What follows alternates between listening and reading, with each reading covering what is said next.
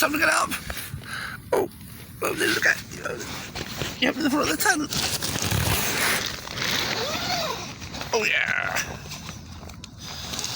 Oh. Smell that outside, eh? Ooh.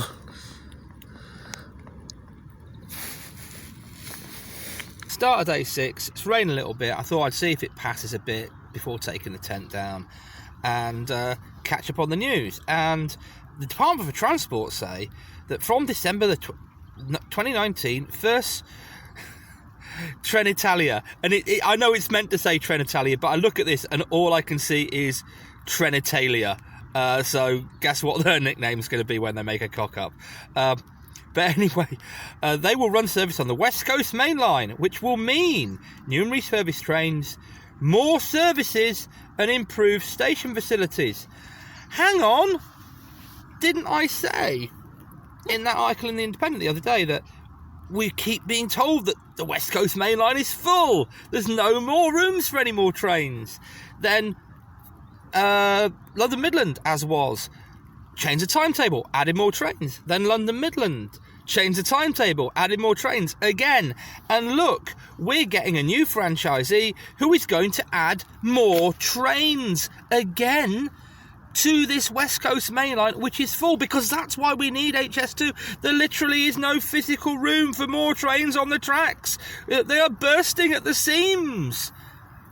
That's what we keep being told. But look, more trains on this full track. I did also say in the end of day 4 video that there's this one bloke who keeps saying anytime anything like this happens, does this just shows Joe Rukin's always been lying when he says this £11 billion worth of cuts going to happen? It's more stuff, it's not cuts.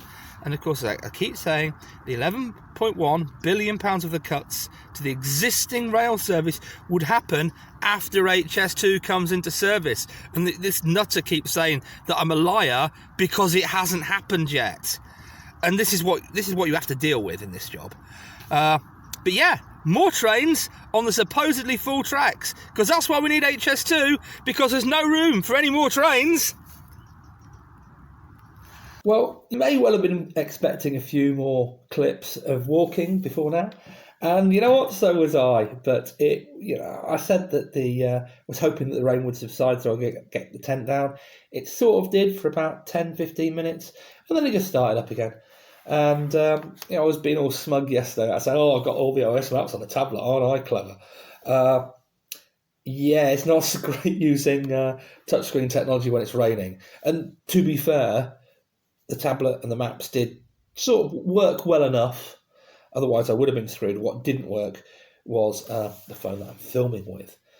So, yeah, there's no other footage. Apart from, for some reason, it worked, and I decided to film myself singing along to the radio, Wilson Phillips's Hold On.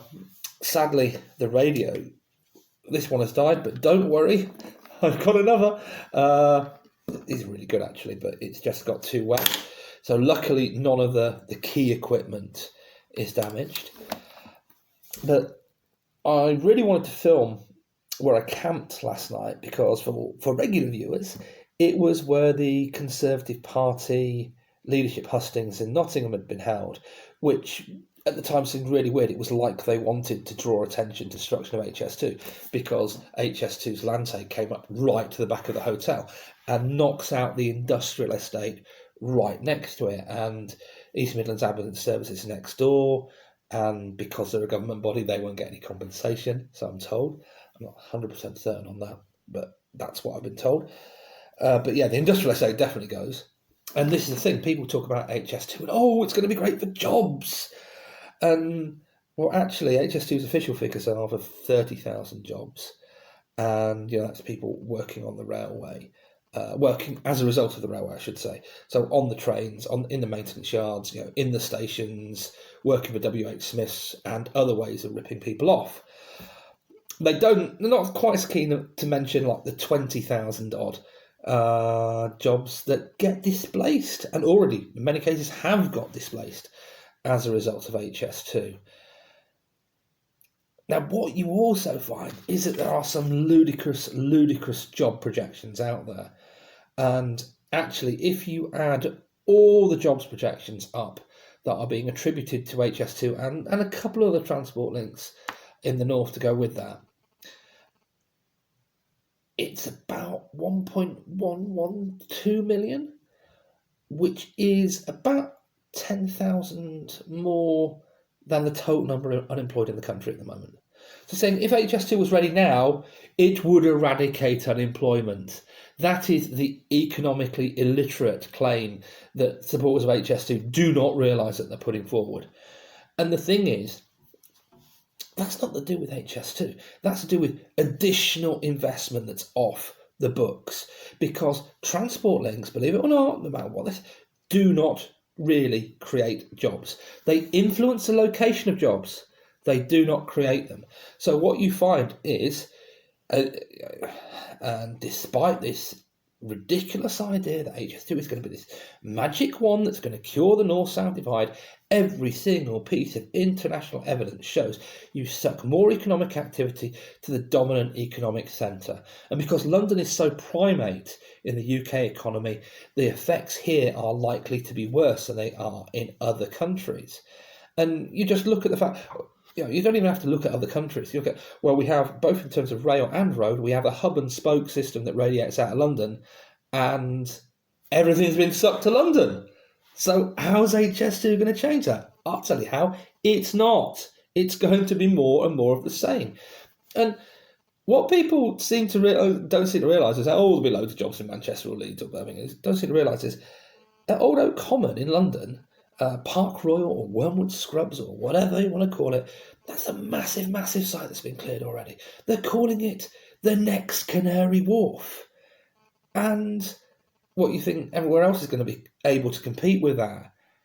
And there are loads and loads of factory units around it. You can see once the tower blocks start going up, once the skyscrapers start going up, they're going to just spread because there's loads of stuff that can just be bought out and shifted on. And that's what HS2 is about. It's about sucking more economic activity in London.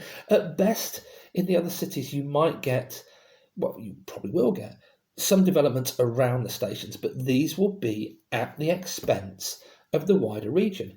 Like proponents of HS2 said, look what it's done for France. So we did look what it's done for France. If you look at Lille, if you go to Lille on the train, look out the window, looks like it's great, doesn't it? But if you look at the figures, because there's been loads of development around the station, if you look at the figures, as soon as the TGV got to Lille, unemployment in the wider region jumped 2% against the French national average. It has stayed there ever since. And I could go on about the jobs thing over and over again, but it relies on more money, it relies on so many things, and none of the jobs that are created, besides the people who are directly employed in and around the stations and the maintenance and along the trains, does not create jobs. Obviously, you've got the construction jobs, but they are temporary. Transport links don't create jobs, they influence their locations. So it's about giving more to the haves and taking away from the have-nots. So those towns and cities that are in industrial decline and have been in decline for years, it's just going to make that worse. It's just going to suck more things to London and potentially around the station sites at some of the big cities. The other thing I was going to mention, you know what? That will do. The M1 thing I can tell you another day. Basically what happened today is it just kept raining and kept raining and kept raining. And it got to a point, I don't know, about 3, 4 o'clock, where it started pouring down. It had been pretty solid all day.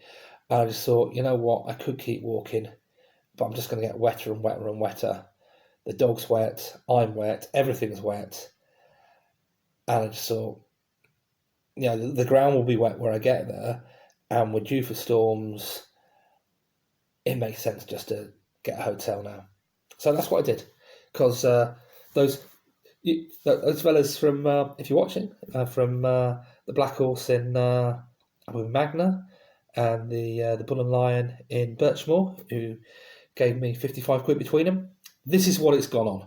And it's much spent. Thanks very much. Because as soon as I got in, I had a shower, the dog had a shower, the dog was, and I had a kip for a couple of hours, and I do feel a lot better being in real bed. And now I get to go in one again for the whole night. So talk again tomorrow.